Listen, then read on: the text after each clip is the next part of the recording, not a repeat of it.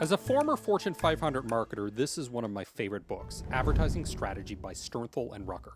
What I really love is how it provides context for when certain strategies work well and when they don't. And unlike most advertising advice, it is based on solid research from the #1 marketing school in the US. Here are the key lessons. The goal of most advertising is to sustain or increase your sales. Sometimes the goal is simply driving people to retail locations. Personally, I think marketers should spend more time focusing on retailers, publishers, influencers, and other type of partners. There's too much bias towards direct-to-consumer marketing. Advertising can also serve as a competitive barrier to entry. One common mistake highlighted in the book is segmenting your audience before knowing if segmentation is even necessary. You should first try targeting all consumers. If some segments are not attractive for your brand, then you can start segmenting. Typically, you would segment based on usage. Number 1, current users of your brand. 2, users of competing brands. 3, people who are about to enter your product category.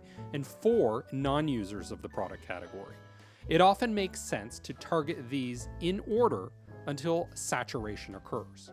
So start with your current buyers and progress to the point of targeting people who haven't yet started buying from your product category. Others, like Dr. Byron Sharp, suggest targeting everyone who buys from your product category.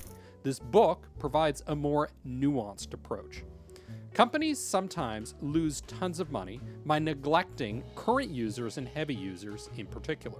For example, by removing a well-known mascot or changing a brand name. As you progress to targeting your competitors' customers, first consider which competitors attract the heaviest users of your product category. If you expect a strong reaction from a big competitor, consider going after smaller companies instead. When targeting people who are about to enter a product category, consider key trigger events such as starting college. People moving into a dorm could receive coupons, credit card offers, and so on. Targeting people at the point of entry is particularly attractive if there is low brand penetration and high loyalty. Loyalty mechanisms such as credit card rewards and buy two, get one free offers are important with this type of targeting. It's because the window of opportunity to get someone is pretty small. For example, people form habits at certain ages and buy houses and cars infrequently. You want to get people in the habit of using your brand quickly. As for targeting non-users of the product category,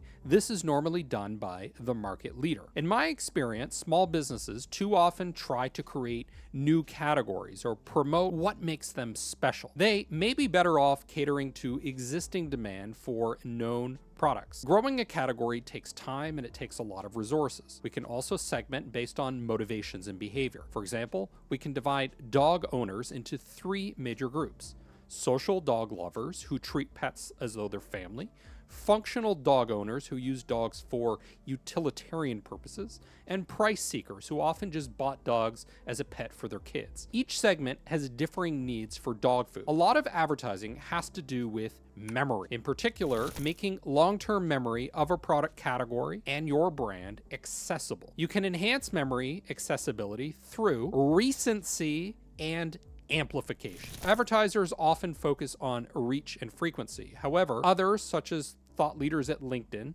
stress the importance of reach and recency. That's why advertising is more effective when it is seen recently before a buying decision. Amplification is when your brand is thought about in association with other thoughts. That's why I often stress the importance of building a brand through associations with things the buyer already understands. Consider Mandarin Oriental's campaign featuring celebrities with the phrase, "I'm a fan." They're associating their brand with high-status people. You can target multiple segments simultaneously. This is often what I do with large budget campaigns. It's better for economies of scale because you don't need to build different campaigns for each group. You also often pay significantly more for segmented ads. The targeting is more expensive. In my experience, highly segmented campaigns can be a pipe dream because it often takes too much time to execute properly. You should organize your targets based on importance to your brand. One of the biggest mistakes I made early in my career was prioritizing the segment that gained the most value from a product. Just because someone is a perfect fit for a product doesn't mean they are your main target. What's more important is that the segment be large enough to have a big financial impact. You can imagine your targeting as a bullseye, with hardcore buyers in the center and peripheral buyers who you don't want to alienate. Startups often cater first to the hardcore buyers of a product category. These are the people who buy so much that they're willing to take a gamble on something new or expensive. As they scale, they must appeal to lighter or more casual buyers. My opinion is that these casual buyers generally just want a default purchase option. Hardcore buyers, on the other hand, are more interested in something new or special. One of the first considerations when broadening your targeting is whether your current group is saturated. For example, I sell a lot of marketing courses, but I could expand to buyers of other subjects, such as investing. But when I look at the data, I see that there is still a lot of demand for more marketing topics and a chance to get more marketing consumers. And there's still improvements I can make to existing courses and existing campaigns. In other words, I haven't reached saturation. In my experience working for a software company, we had spread ourselves too thin and had to refocus on what made us successful in the first place. We had to go back to defend our core business, our base, our main customer. Another consideration is alienation.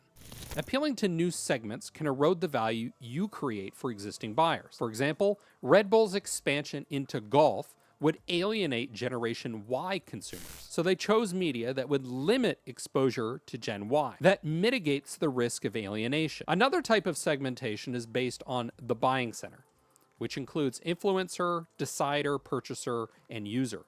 For example, an engineer is an influencer, the vice president of marketing is the decider, purchasing person is the purchaser, and the operatives are the users. Or in business to consumer, the parents are the deciders and purchasers, while the kids are the influencers and the users. So you might focus on nutrition when marketing to the parents and taste when trying to appeal to children. Another key factor is advertising to both the consumer and the distribution channel. This underscores one of the key philosophies that I have in marketing. That is, that it is often more efficient to market to partners than to end buyers. In an advertisement catering to men, it's generally best to focus on a single benefit. Add additional ads as needed, each catering to a single benefit. Women are better at processing multiple benefits at once. In my experience with digital marketers, I find they're overly biased towards behaviorism. In other words, they rely too much on behavioral measures such as clicks for attribution, budget allocation, etc. But persuasion happens through perception, cognition, and metacognition. In many ways, marketers are stuck with an archaic psychological paradigm. One of the key goals of advertising is to build associations between our brands and other factors. This amplification process creates more enduring long-term memories. If you only focus on last touch clicks, you're missing out on the massive role of long-term memory in building brands. Advertising ultimately depends on self-persuasion. That's why targeting current users of your brand and product category is so effective. Those people already have a positive perception and are more easily convinced. Buyers use shortcuts known as heuristics to make decisions. If a viewer believes an ad, they gain a favorable attitude and intent to purchase. In my experience, marketing often fails because it's not believable. The copywriting isn't specific enough, for example. There aren't enough examples or credibility signals. The ad relies too heavily on vague, high-level concepts like profit instead of concrete, tangible elements that make an ad believable. Amplification is very important. For example, the Peninsula is a famous hotel in Hong Kong that has its own fleet of Rolls-Royce cars that pick you up at the airport. Even though I had had a poor experience at one particular peninsula, the amplification effect overcame my resistance. These Rolls-Royces in Hong Kong were such a powerful association that I booked the peninsula again. I didn't book the hotel because they used the word luxury or high quality.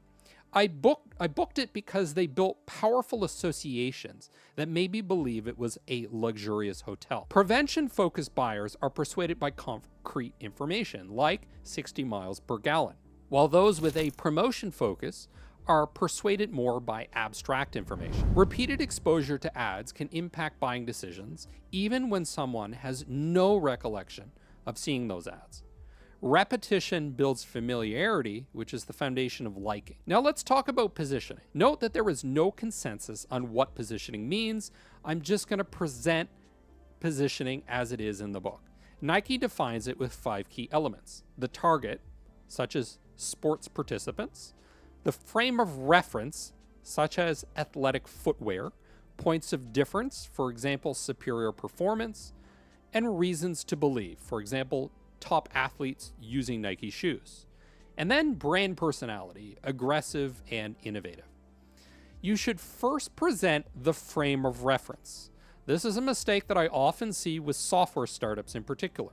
Their website explains why their product is different, but it doesn't even communicate what they do, what product category they are in. It's also often important to indicate points of parity or what you offer that your competitors also offer. You can copy a competitor's point of difference and basically make it a point of parity. You can make a frame of reference a point of difference as well. For example, Sports Illustrated reframed itself from a sports magazine to a weekly news magazine. This expanded its appeal and its sales. Coffee Mate compared itself to cream to highlight its superior taste. Advertising has a lot to do with framing how people should look at your product, creating the context that shapes their perception. For example, if you're creating a new category, your frame of reference is often a different category, or you might describe something such as the Airbnb for X or the Uber for Y. These comparisons are shortcuts for understanding something new. To achieve rapid growth, the best points of difference are usually attributes.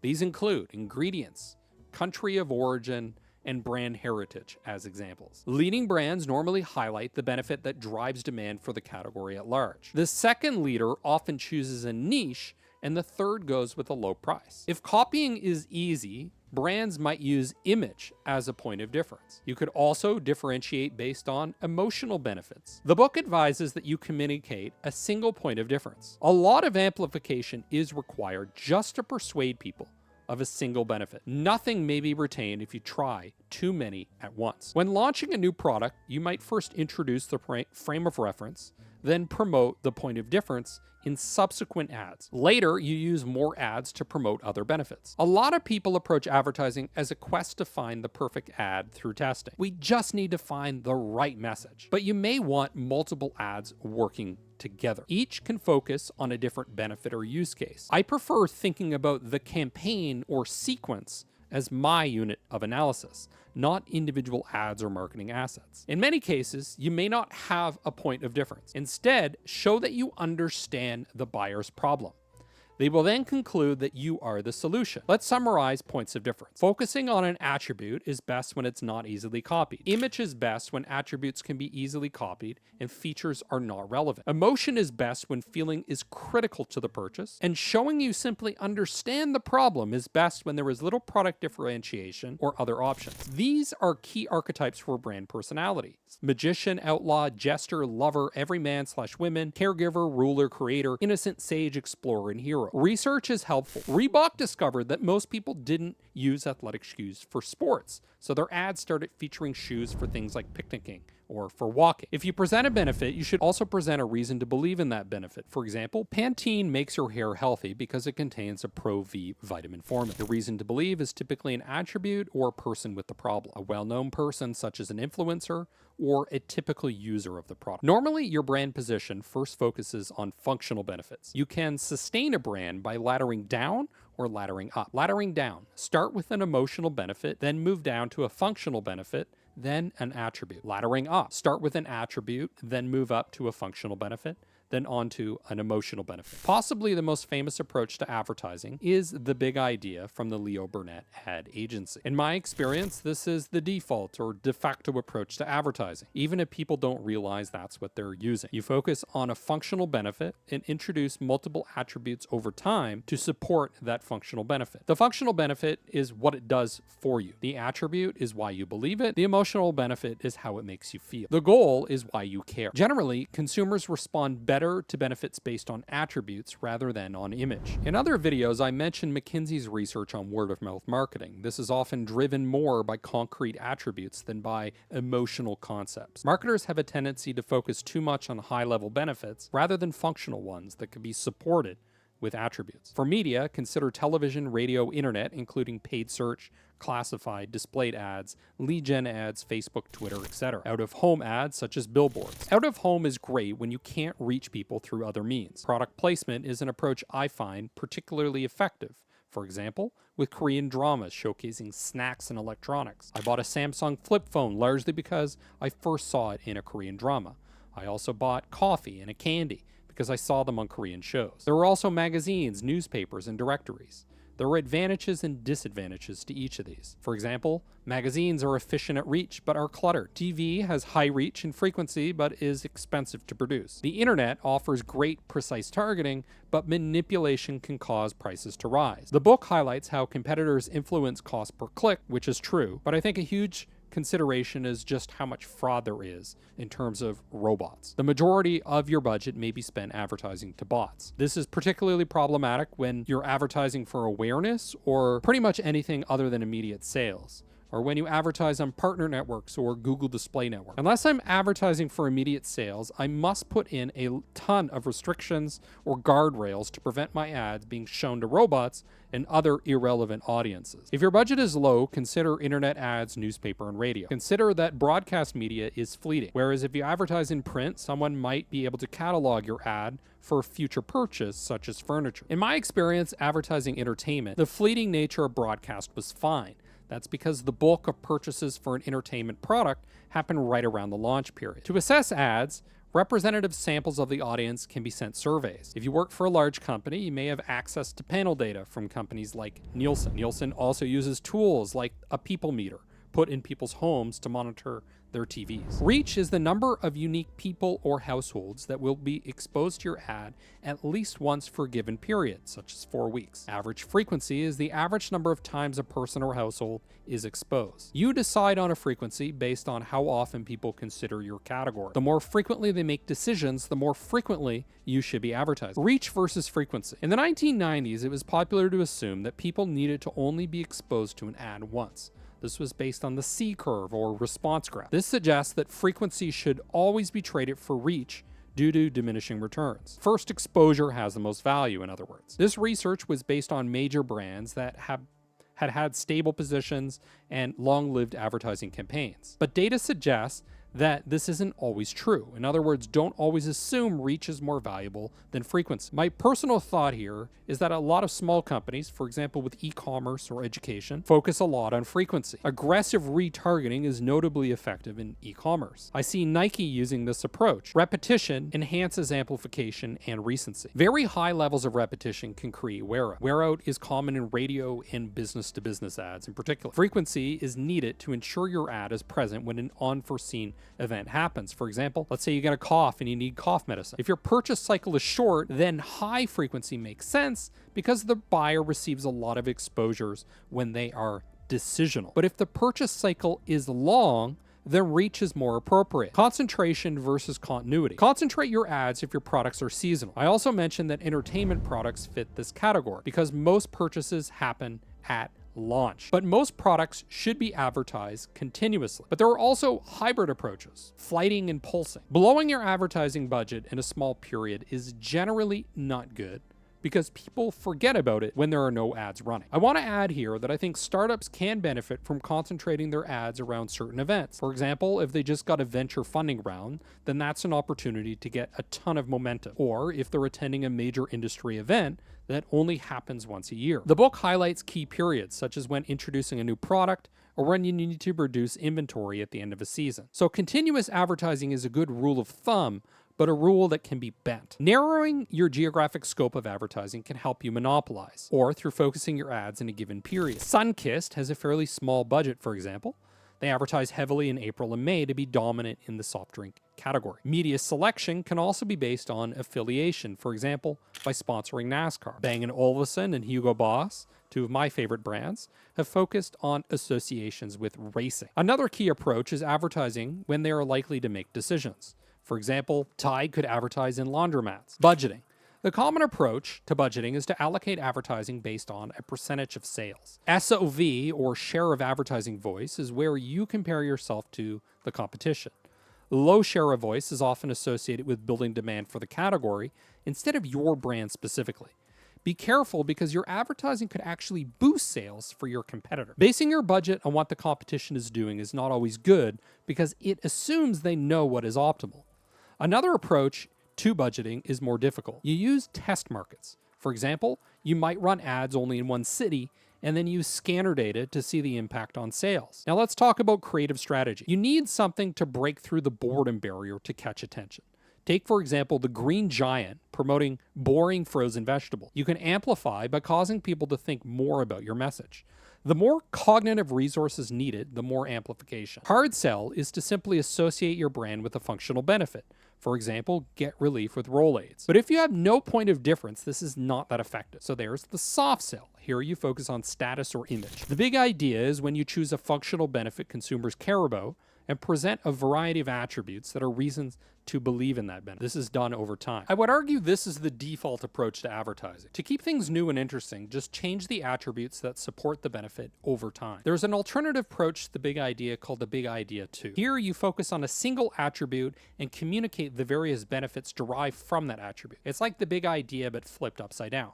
So consider when your product has one primary benefit with multiple attributes or one primary attribute with many benefits. If the benefits of your product are difficult to explain or complex, then you can use a story grammar: problem, episode, and then outcome. Someone recently asked me for advice about this with the software because it was an all-in-one solution. Because it solves so many problems, it was really causing a transformation for the buyer. That kind of impact may be best explained with a story rather than positioning around a single benefit. Indeed, in testing numerous ads, sometimes I found that stories, even stories about hypothetical customers with cartoons, can outperform. Stories are also effective if you have no point of difference. Stories can show you understand someone's problem. That empathy makes people believe you can solve it. The book suggests using a story when demonstration of a benefit is important. Comparative advertising can work well if you are not the leader. If you are the leader, you can compare to an older version of yourself. For example, Duracell can compare its new battery to its old one. Analogies and spokespeople can be helpful.